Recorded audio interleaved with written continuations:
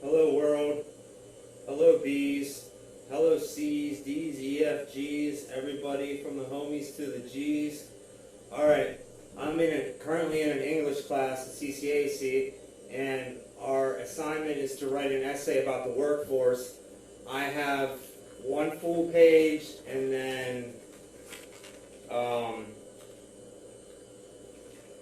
one half page. So I'm going to read what I got so far to you guys as a Occupy Earth episode 3.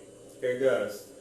One of the biggest factors in people not being able to find work in the job market, besides the 2008 collapse, which I don't think anyone fully understands, is the doubling of the human population. There simply aren't enough jobs for how high our population has risen. In the 1960s, it was around 3 billion. Then in about 40 years, due to the yearly rise in food production, the population doubled to around 8 million. That's more people than have ever existed at once on our finite planet. One of the cornerstones of our civilization is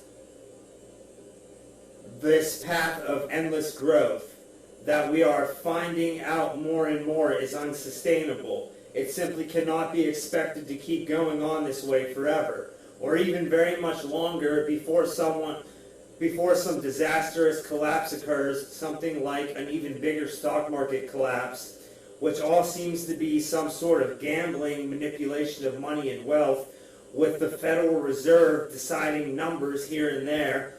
I ask the question, is not having a job really a bad thing? Not being a wage slave?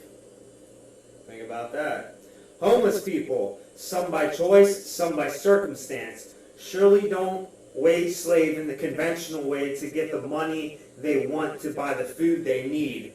It's just given to them. Charity, it is called.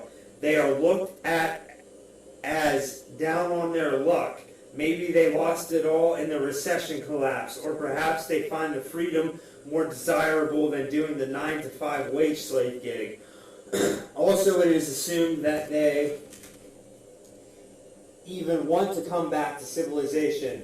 Maybe this or that program can help them get back on their feet. In some places they are harassed and made to suffer as a way of discouraging their way of life. If you want to know about a city, look at how they treat their homeless. Why not just accept that they all don't want jobs or wage slave positions? They are perfectly content in eating leftovers from dumpsters or taking a handout. Some don't desire to have a bunch of toys or possessions or even conventional shelter. A bridge will do. So why not, instead of making their lives harder, ask them what they really need to get by the way they want to? And really what harm are they actually causing living off of others' excessive waste? If you had a homeless person on every street of your city, think of how crime may drop from having someone on guard. Who knows what good could come if we follow our genius to develop new ideas and ways of life. Okay?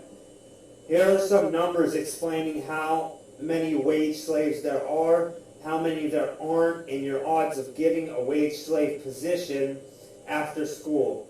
The numbers are from 2014.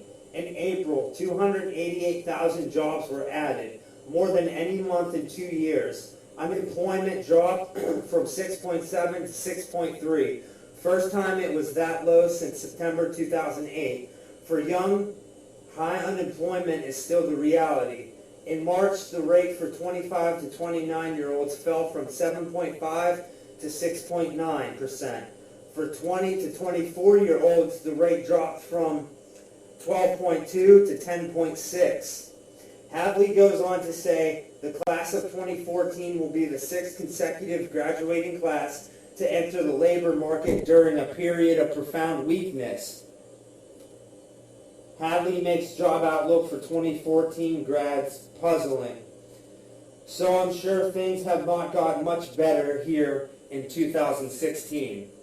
You follow the trend, that was 2014's numbers. So now we look at 2016, it's probably got worse or it stayed the same.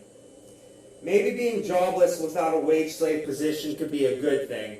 The idea of social Darwinism is said to have come roaring back to the job market eventually, even after a raise in minimum wage.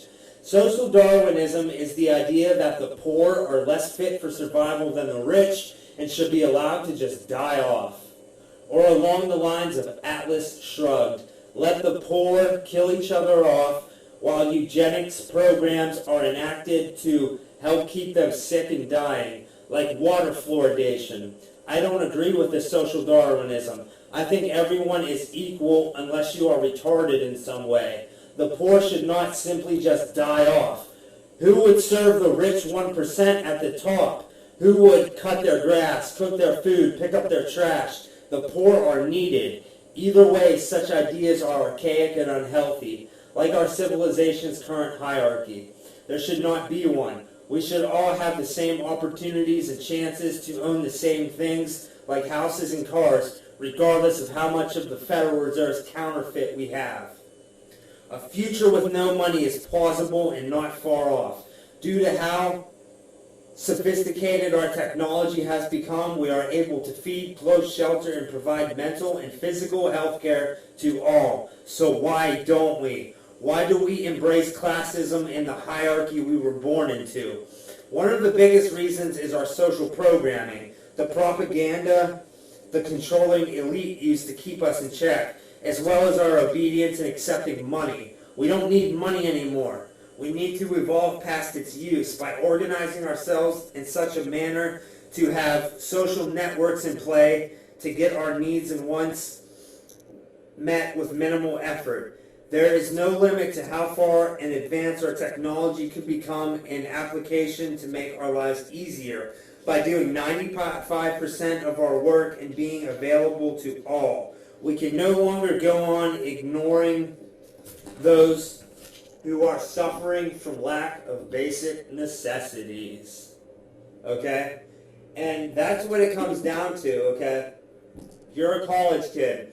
You want a job because you want to be able to have money to buy food, shelter, clothing, and have toys.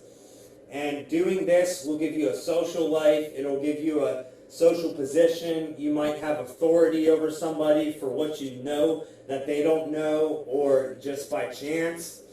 And some people aren't capable of doing this, and some people do 12 years of daycare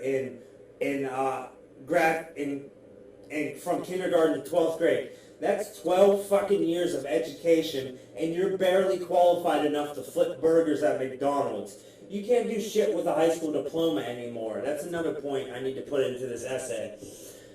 You have to go to college and get a college degree. But even with a college degree, you're not guaranteed a job, because there are certain fields, like the medical field, okay? There's always a need for nurses and doctors and things. But as far as humanities and art and philosophy, as far as those are necessary fields too, because people need to think. We need abstract thought. We need good ideas to create new and better realities to get beyond civilization. So it comes back to, the point, going to school to get a college degree, to get a job, okay? And getting that job will make you superior than others, because then you're competing with your fellow man for money. When we can organize it in such a way to where we could work 5 hours a week, we could work half an hour a day. The farmers could work however long a day they need without pressure. They're not just working under pressure to mass produce things. We localize things. We get to know everybody in our community. We start organizations. I have the Bee following, inspired by Daniel Quinn. There's the Zeitgeist movement. There should be a following inspired by Henry David Thoreau.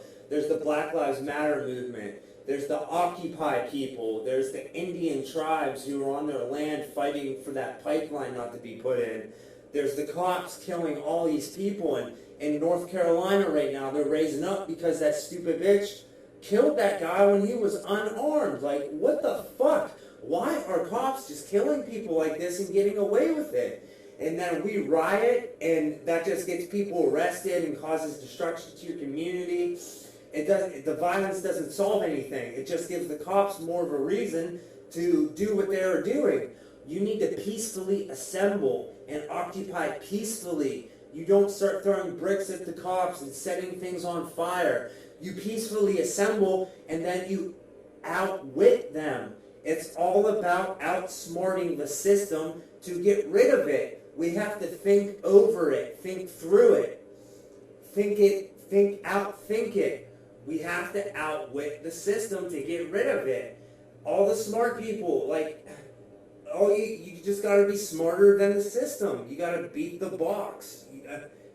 And you have to follow your genius and creativity to figure out how you're going to get food, water, clothing, and shelter, and mental health care and physical health care with the most minimal effort, because we are that intelligent and because we deserve it as humans. It should be our, if you want to call it God-given right, our human-given right to pursue happiness, to have guaranteed, because you're born into a society, into a culture, into a group of people, you should be guaranteed food, water, clothing, shelter, cradle to grave security, the way tribal people had it. Tribal people have it cradle to grave security. They don't worry about anything. They don't fret about bills and mortgages and money. They just live with each other and laugh and make love and create art and eat and just live.